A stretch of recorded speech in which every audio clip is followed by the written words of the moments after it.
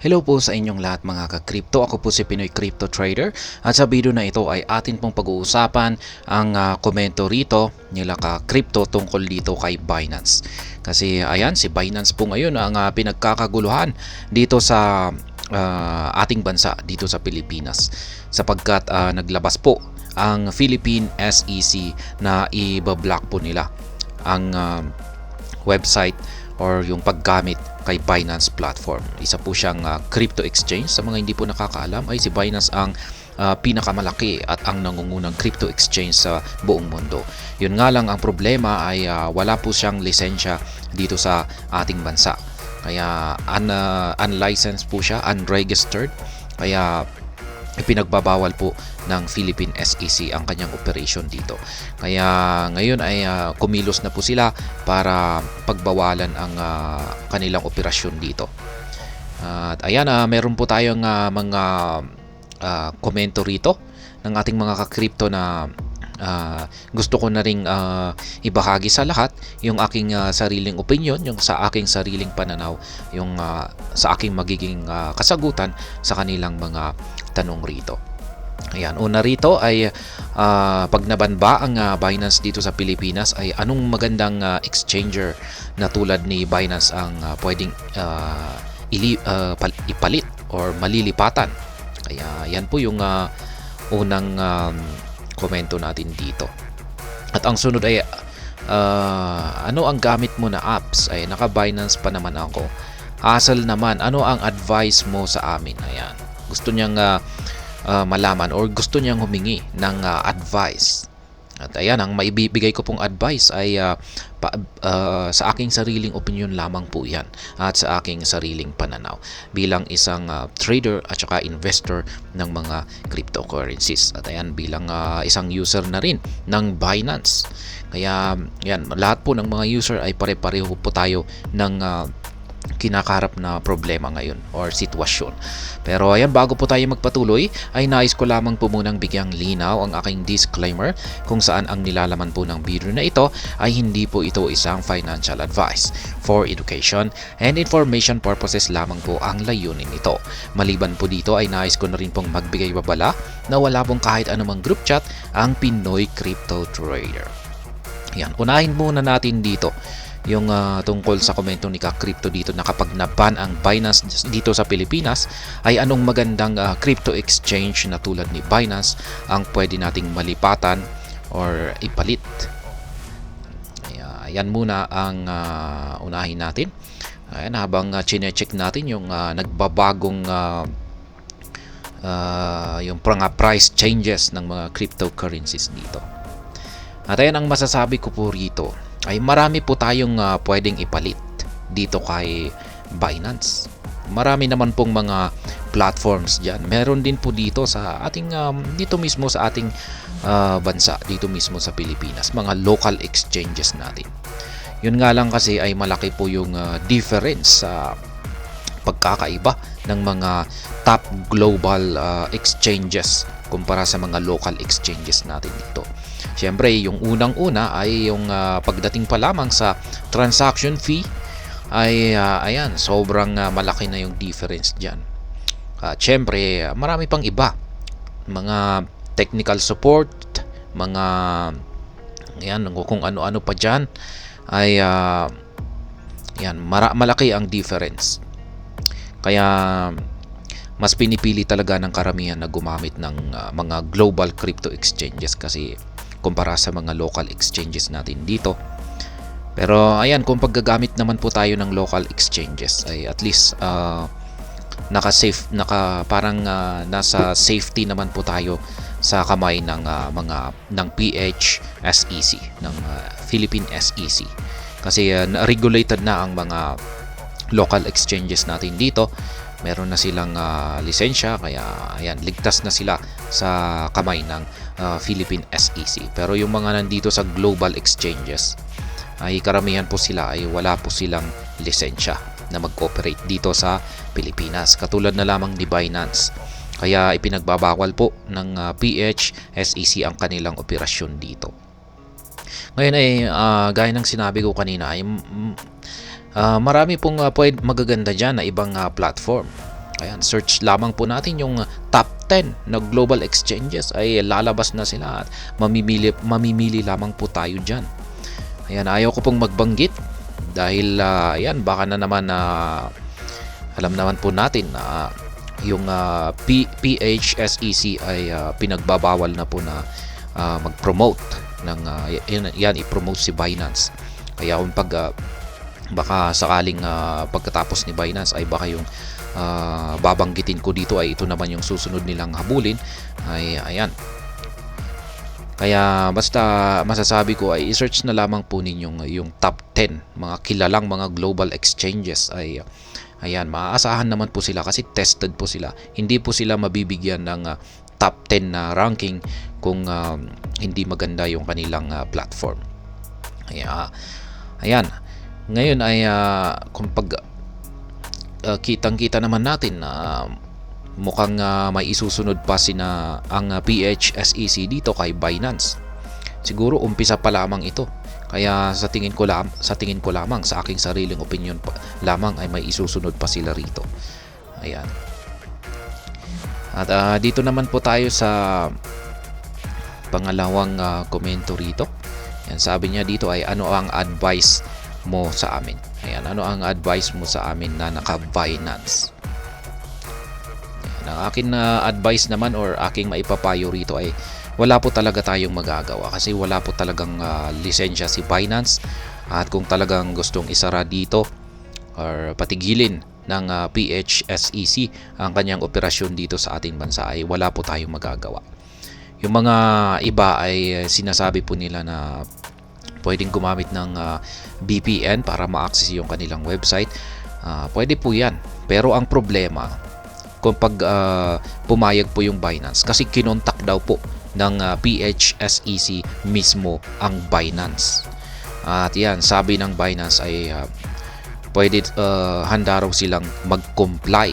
Ayan, handa raw silang mag-comply. Kaya kung hiniling ng PHSEC na i-block yung mga user or paalisin yung mga Filipino user sa kanilang Binance platform, ay tapos na tayo lahat dyan. Yan na ang ating katapusan. Kasi maging mismong si Binance ang siyang magpapaalis sa mga Filipino users sa kanyang platform. Kaya yan, wala na tayong magagawa dyan. Kahit gumamit ka pa ng VPN dyan. At maliban dyan, yung paggamit ng VPN para i-access ang platform ni Binance ay bawal na rin po yan sa kanilang terms of services na bawal pong gumamit ng VPN. Kaya yan, pwede ka na ring maban kay Binance yan sa paggamit ng VPN. Kaya ayan po ang malaking problema natin kay Binance. Mukhang hindi na natin ito magagamit kung ganyan yung magiging sitwasyon kung papayag na rin si Binance.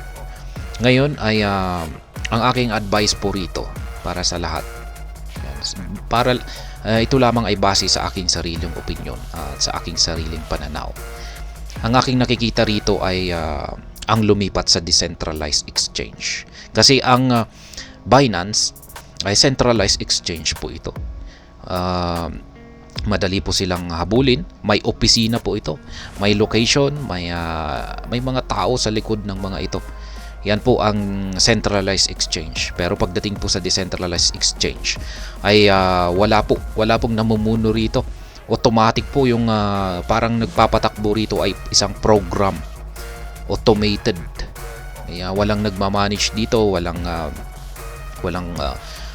boss, walang CEO, yan ang kumokontrol. Ayan, basta ang operation nito ay yan, walang nakakagalaw sa operation nito. Yan, meron lamang po sigurong nagmi-maintain, ayan, para maayos. Pero yung operation nito, lahat ng kanyang yung operation sa kanyang mga yan, sa proseso para sa exchanges, transactions ay wala pong makakagalaw yan. Kasi parang yan, smart contract po yan. Yan na naka-program. Kaya ayan ang aking masasabi dito, mas maganda po ngayon ang decentralized exchange.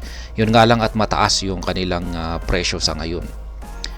Ayan, kaya meron naman, piliin po natin kasi yung magandang decentralized exchange. Kaya ayan, medyo kasi technical ang decentralized exchange kumpara sa mga centralized exchange. Kaya kawawa po yung mga individual na hindi gaanong magaling sa mga technical na bagay. Yung centralized kasi ay napaka user friendly, mas madaling maintindihan at saka mas makakamura tayo sa mga transaction fee. Pero dito sa decentralized exchange, kung hindi ka po isang technical na individual ay ayan, pwede ka pong madali rito sa mga transaction fee kung hindi mo talaga alam ang ginagawa mo. Pero ito po yung talagang masasabi ko na pwede pong pinaka-best na pwede nating malipatan. Kasi ang pagdating po kasi dito sa decentralized exchange ay pwede po nating i-connect yung wallet natin dito. Basta yung wallet natin ay supported. Ang example lamang dito ay si MetaMask. Ayan, si MetaMask. Pwede po nating i-connect yan sa mga mga decentralized exchanges. At kung pag tayo ay bibili or magba-buy and sell, ay direkta na po yan. Kokonekta lamang po tayo sa decentralized exchange. Pagkatapos ng transaction ay mailalagay po yung balance natin sa ating wallet. Kaya yung ating asset, yung ating crypto asset ay hindi po yan umaalis sa ating wallet. Nandyan po yan. Yan, nananatiling nandyan sa wallet natin. Ligtas sa ating wallet account. Yan, hindi po tulad ng mga centralized exchange na meron po tayong wallet.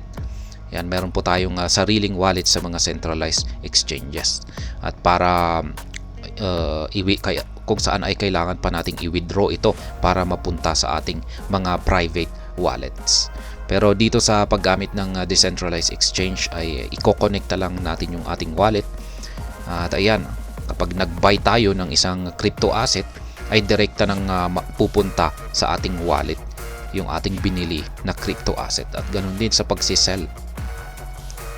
Kaya ayan po ang masasabi ko rito, ang pinaka-advice ko sa lahat, ang decentralized exchange.